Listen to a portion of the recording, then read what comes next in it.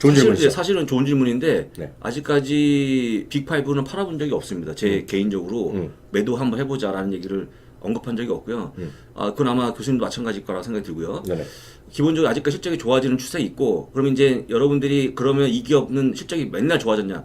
약간 실 때도 있죠. 그렇지만 상대적으로 네네. 다른 기업은 더 많이 빠지고 더 많이 쉬어가는 그런 모습이기 때문에 제가 생각하는 어떤 그런 매도의 시각에서 본 적이 없는데, 다만 만약에 시장이 매우 평온하고 어떤 문제가 없고 지금처럼 코로나19가 아니라 그러면 네네. 제가 제가 보기에는 고점에서 판단은 차트 분석이 아니고요.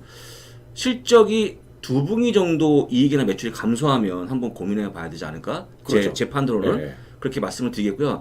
그런데 아까 얘기했지만 그럼 이 기업들이 그렇게 두 분기 연속 내려간 적이 없네. 있습니다. 있지만 중요한 건 상대적으로. 근데 이게 만약에 내려간다고 그러면 다른 것들은 말도 못하게 그럼 내려가는 모습 보였거든요. 그래서 네네. 기본적으로 상대적으로 좀 보시라고 말씀드리겠고, 그냥 아마 정해진 걸로 얘기하면 네. 매출과 수익이 일단 두 분기 연속 빠지면 네. 그때 한번 고민해 보자라고 말씀을 드려보겠습니다. 이제 본부장께서 이제 두 분기라고 얘기하신 거는 이제 저런 거죠. 이게 시즈널 이펙트라는 게 분명히 맞아요. 있잖아요. 네. 항상 보면 웬만한 기업들이 우리 캘린더로 보면 4분기 확 매출이 늘어나거든요. 맞아요. 연말 맞습니다. 쇼핑 시스템. 그러니까 1분기엔 줄어드니까 그런 걸 다 감안해서 네, 맞아요. 두 분기 언더.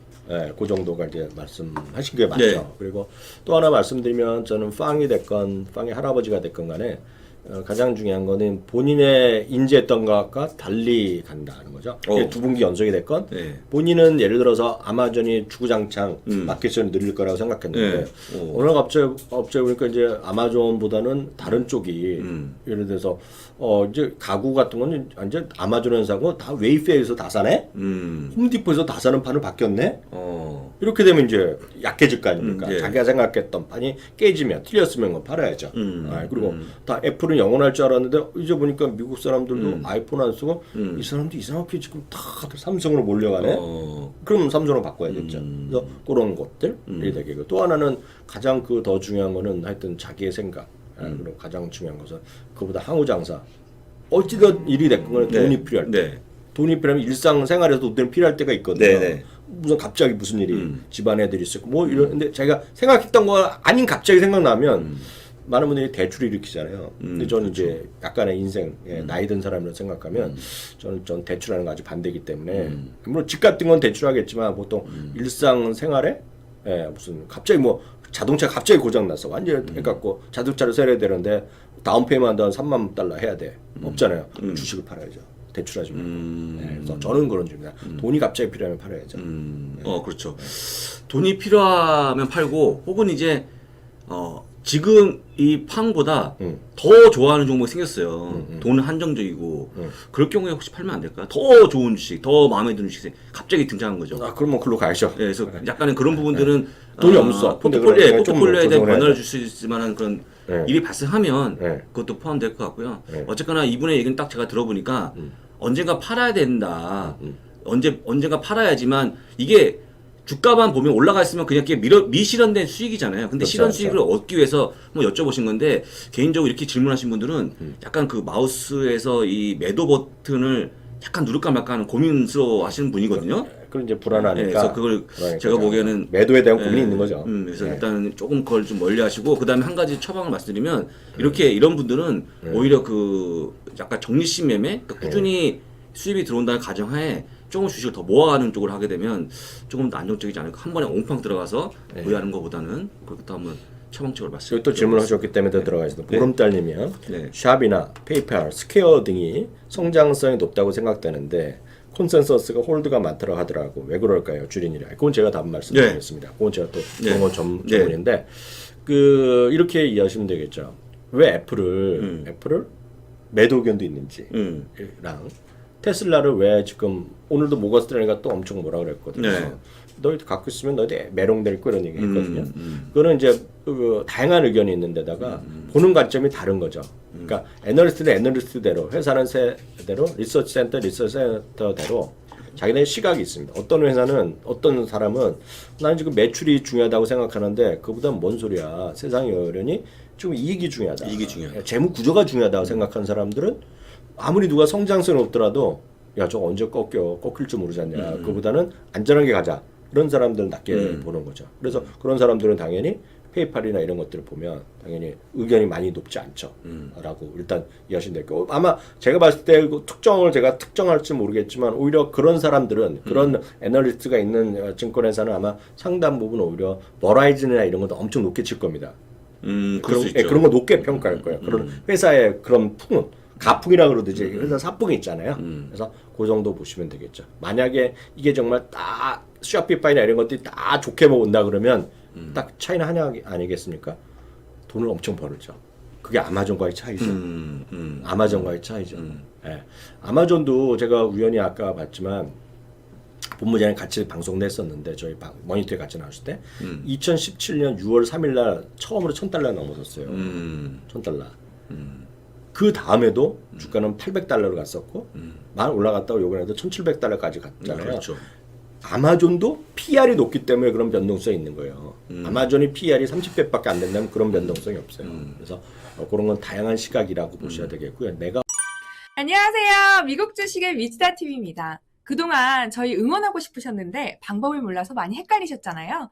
그래서 저희 후원하는 법 알려드리려고 이렇게 왔습니다. 일단 저희 반은 이 세 가지로 나눠져 있는데요. 멍거반, 버핏반, 멍거와 버핏반입니다. 멍거반은 월 12,000원에 만원의 할인 쿠폰을 굿 이코노미 사이트에서 받으실 수가 있고요.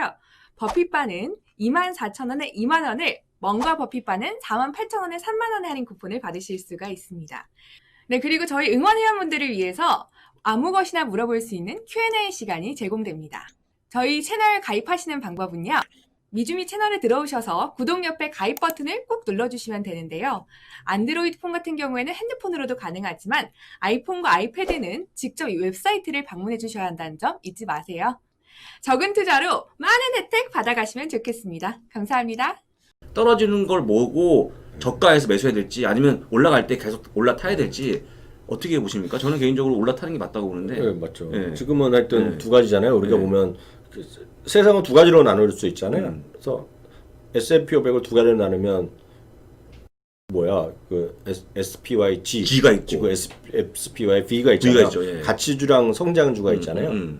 그두 가지 완전히 다르거든요. 네. 지금 말씀하신 건 성장 섹터면 성장이라는 거는 너무나 뻔하거든요. 매출이 늘어나든지 이익이 늘어나든지 뭐라든지 이익이 늘어나는 게 없으니까 쟤네는 다 매출이 늘어나야 되거든요. 근데 저런 성장에 했는데 매출이 그냥 꼬꾸라져. 그러면 였을 때는 뭐 예를 들어서 리본고에 예를 들어서 FDA에서 잘하고 있는데 FDA에서 뭐가 취소가 됐어. 박살 나는 거죠. 펠라튼도 이익이 안 나잖아요, 별로요. 네. 날 것도 없죠 아직은. 근데 매출이 늘어나야 되는데 갑자기 사람들이 끝났어. 백신은 끝났고 이제 다시 영혼이 사라졌어. 이제는 다 옆에 사람이랑 같이 떠들고도 심 튀기면서 막 뛰고 싶고 스피닝 하고 싶어. 펠라튼 박살이죠. 예, 그걸 할 수 없어요. 할 수 없어요. 근데 지금 그렇지 않을 거라고 생각하는 사람, 절대 백투 더 그 코로나 이전으로 갈 수 없다고 생각하는 사람은 펠라튼을 사는 거죠. 예. 예, 그건 본인이 아는 거거든요. 뭐라 할 수 없거든요. 그렇지만 갑자기 저런 잣대를 제가 말씀드리지만 잣대는 하나밖에 없어요 뭐든지. 나는 매출의 성장을 보고 샀으면 매출이고 예. 나는 안정적인 재무구조 그래서 PER이 낮거나 아니면 배당을 성장하는 걸로 샀어. 근데 샀어. 근데 배당을 꺾이거나 배당을 안 주네? 주가 떨어지고 회복이 안 될 겁니다 당분간. 그래서 똑같은 기준이 봐야 되겠죠. 그래서 이런 기업들의 재무구조는 매출의 성장이죠. 당연히 맞습니다. 매출의 성장이 되겠죠. 예. 만약에 위어크가 상장했다고 그러면 제가 보기에는 여지없이 주가가 빠졌을 것 같은데 위어크가 지금 사실 매출을 많이 올려줘야 되는 기회도 불구하고 매출을 주고 있고 적자가 더 커지는 모습을 올해 보이고 30만 있거든요. 줄이잖아요. 예, 근데 그걸 보고 저가에 내가 매수 나서야겠다라고 하면 안 된다는 거죠. 그 이미 꺾인 기업이거든요. 그건 제가 보기에는 그런 기업들은 오히려 피해다 종목을 하시면 좋을 것 같고요. 관심에 두지 마시기를 다시 한번 조언드릴게요. 그건 저 답이 되실 것 같아요. 예, 예. 그리고 다음 페이지. 이거 하나 더 나오네. 아닌가? 맞네. 이거 다음 이건가 봐요. 예. 예. 네. S&P 500 종목이 바뀌죠. 네. 바뀌는데 매년마다 바뀌는 시기가 정해져 있는지 이거 교수님 잘 아시지 않습니까? 언제 바뀌는지? 저한테 제가 멤버는 아닌데 보통 네. 3, 6, 9, 10일 많이 얘기하고 3, 6, 9, 10일. 예, 이번에는 3월을 못 했기 때문에 6월 한다는 얘기했기 때문에 추정컨대 3, 6, 9, 10일 하지 않겠느냐 하지만 예. 거기 써 있어요. 필요하면 언제 또 만난다고. 그렇죠. 언제 필요하면 또 언제라도 만나기 때문에 이번에 하는 거죠. 그래서 저거는 뭐 정기적으로 3, 6, 9, 10일 정도 있겠죠. 네. 마치 오페크도 있다시피 하는데 중요한 건 그보다 자기네끼리 연락해서 요즘은 더 쉬워졌잖아요. 그렇죠. 줌을 하잖아요. 네, 그렇죠. 다 줌을 하기 때문에 더 많이 바뀔 수 있죠. 그래서 정말 진짜 중요한 거예요. 그래서 엊그저께도 도쿄사인 들어가고 그렇죠. 아메리카노에 날라갔죠. 많이 바뀔 것 같아요. 지금도. 올해는요? 엄청 많이 바뀔 수 있을 것 같아요. 최소한 10년 만에 최대 규모 많이 바뀌죠. 그렇습니다. 일단 그런데 바뀌는 기업들을 미리 알면 투자에 상당히 도움이 될 것 같은데 그게 또 미리 이렇게 막 오래 절대 알려주지 않기 절대 때문에 모릅니다. 예. 그거는 좀 어쨌거나 뒤에 네. 덧글사인이 많이 뒤에 들어가면 그때부터 가시는 거 하는 것도 좋을 것 같습니다. 근데 별로 좋아하지 않으시잖아요. 절대 안 좋아하죠. 그러니까 안 좋아하는 얼마 전 분인데 방송 때 교수님께서 네. 국내 항공주에 대한 의견을 말씀해 주신다고 하셨는데 네. 어떤 의견인지 궁금하고요. 참고로 저는 코로나 이전까지만 해도 1년 중에 3개월을 비즈니스 많이 하시는 분인데 그런가 봐요. 미국 항공주도 포트의 10% 정도 10%를 갖고 있다. 저는 항공주는 다 뭐 산 적도 없고 제가 피스타디를 많이 했죠. 미국에서 됐고 스타디 많이 한국에서도 했었고. 월급 받으면서 됐을 정도니까 저거 꽤 아는데 항공주는 우선 엄청나게 인수합병이 많다. 라는 거 먼저 좀 아셔야 돼요. 인수합병이 많다. 예, 그래서 지금 있는 회사 중에 날아가는 회사 많죠. 날아간다는 게 나쁜다는 게 아니라 피인수되면서 비싸게 M&A, 사갈 수도 있기 때문에 다 지나거나 좋아질 수 있는데 그 인수합병의 역사죠. 네, 엄청나게 바뀔 것 같고요. 미국 여러 번 말씀드렸으니까요. 백신이 되더라도 한참 있어야지 다 열날 싸움이 다시 회복된다. 어저께 카약의 CEO가 얘기했잖아요. 2023년이 돼야 그것도 영어로 하면 at the earliest. 알라야 2023년. 저는 거기에 상당히 동의하는 한 표가 되겠고 물론 그것도 모르죠. 다들 백신하고 다 난리 났어. 다시 가야 돼. 그럼 더 완전히 살아나겠지만 그렇죠. 정상적으로 봤을 때 그렇게 보셔야 되겠고요. 한국은 딱 이렇게 하시면 특히 한국이 더 문제인데 한국은 예전에 제가 어렸을 때요. 제가 아주 어렸을 때는 대한항공밖에 없었죠. 그렇죠. 그 다음에 아시아나항공 생겼죠. 지금은 그 다음에 6개, 7개가 있고요. 네. 사실 하나가 더 허가 받았는데 지금 안 나오고 있어요. 하나 허가 더 받은 거가 무슨 회사가 있는데 그게 지금 포기했나 안 했나는데 정말 증자까지 하고 막 했는데 그게 뭐냐면 미국이랑 유럽 가는 저비용 항공사에 그래도 허가가 났어요. 찾아보시면 나올 겁니다. 걔네들이 미국이랑 유럽이랑 자릿수로 걔네가 한 거가 대한항공보다 7세 발표한 게 보면 나요. 7cm가 자리가 넓어요. 오. 7%가 7cm가 넓은데 비행기 값은 15% 20% 싸게 간다 그랬어요. 긴 거. 긴 거가 롱 플라이트로 5시간을 얘기하거든요. 항공업계에서 5시 이상 가는 비행기를 다 들여갖고 국제선을 간다는 건데 그래서 서울이랑 미국 그리고 서울이랑 유럽 중에 도시 하나 가는 거예요. 그걸로 출발한다 그랬거든요. 근데 지금은 우리나라에서 멀리 가는 거가 유일하게 멀리 가는 거 우리나라 저비용에서 하와이까지 갑니다. 지금요. 하와이까지. 진해가 가요. 진해가 가는데 그리고 지금 호주 가는 게 있거든요. 근데 미국까지는 본토까지는 안 가는데 그거 한다 그랬을 정도로 엄청나게 많아지는데 결론은 뭐냐면 우리나라 비행기 값은 오른 적이 없어요. 특정 지역이 올라갔지만 웬만하면 비행기 값이 오른 적이 없고 10년 전이나 지금이나 같거나 오히려 떨어졌어요 값이. 20년 전보다는 약간 비싸지 못해. 20년 전이나 10년 전이나 비행기 요금이 오른 적이 없어요. 오른 적이 시장 사이즈는 커졌어. 시장 사이즈 커졌고 네. 대한항공이 오히려 마켓쉐어를 유일하게 혼자 독고다 이런 말 있잖아요. 혼자 다 해먹었으면 주가는 10배 낫게요. 20배 낫겠는데 문제는 시장이 커졌는데 커져도 너무 많이 커졌어. 커졌어. 그리고 너무 많이 들어왔어. 경쟁이 또 치열해지고. 인천 제가 한번 세봤어요. 인천공항에 랜딩하는 국제선이 다 합해서 110개인가 돼요. 인천공항에 랜딩하는 거가 비행기가 등록돼 오는 거가 엄청나게 값이 안 올라요. 네. 그런데다가 예를 들어 테슬라나 애플은 내가 좋아서 사잖아요. 근데 보통 소비자 입장에서 나는 무조건 대한항공 타겠다는 사람은 내가 여태까지 만나본 사람 중에서 대한항공 직원 그리고 무조건 난 대한항공밖에 안 타는 사람 외에는 본 적이 없어요.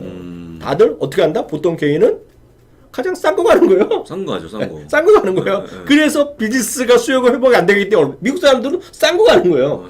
비즈니스 하면 회사 돈이니까 좀 비즈니스 타고 이런 거잖아요. 지금. 그렇죠. 아 솔직히 개인이 자기 돈 가고 비즈니스 타고 이런 사람이 대한항공 전세에 몇 명이 있겠지만 주위에 그런 사람 있어요? 뭐 본 적 없습니다. 저는 있긴 있지만 저는 안 해요. 돈이 진짜 썩어 문드러지니까 막 비즈니스 막 타고 다니죠.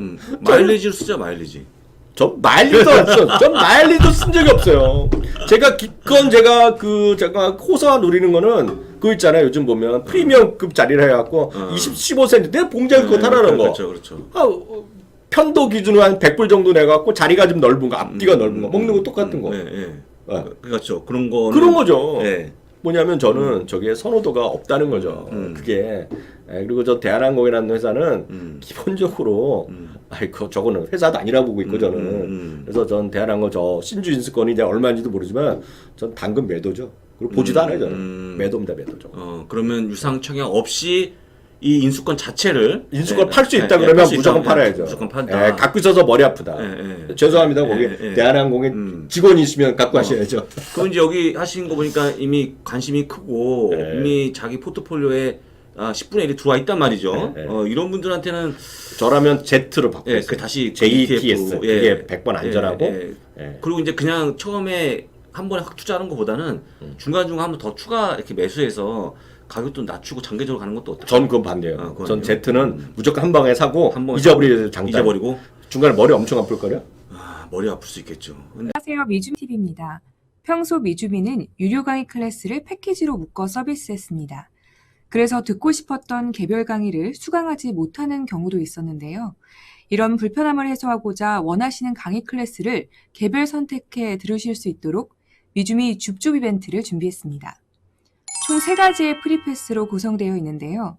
5가지 클래스를 수강할 수 있는 베이직 패스, 10가지 클래스를 수강할 수 있는 프리미엄 패스, 15가지 클래스를 수강할 수 있는 슈프림 패스, 이상 3가지 프리패스를 통해 원하시는 강의를 수강하실 수 있습니다. 그럼 프리패스 결제 방법과 수강 신청법 모바일 버전으로 안내해 드리겠습니다. 첫 번째, 굿 이코노미 사이트에 접속해 로그인합니다. 로그인 후 프리패스를 클릭해 원하시는 프리패스를 결제합니다. 두 번째, 프리패스 결제 완료 후 수강 신청을 클릭합니다. 수강 신청에 있는 전체 과정을 미주미 줍줍 이벤트로 변경합니다. 세 번째, 이벤트에 있는 강의 내용을 확인한 후 원하시는 강의에 수강 신청하기를 클릭합니다. 네 번째, 결제창에 보이는 할인 선택을 클릭해 프리패스 할인 적용을 받으면 결제 금액이 0원이 되고 할인권 사용 내용이 카운트됩니다. 해외카드로 결제하셔야 하는 분은 반드시 PC 버전으로 이동한 후 결제창에 금액카드 클릭 후 해외카드를 선택해 결제 진행 부탁드립니다. 이렇게 미주미 줍줍 이벤트에 대해 알아봤습니다. 여러분의 성공적인 투자에 도움이 되는 이벤트가 되었으면 좋겠습니다. 감사합니다.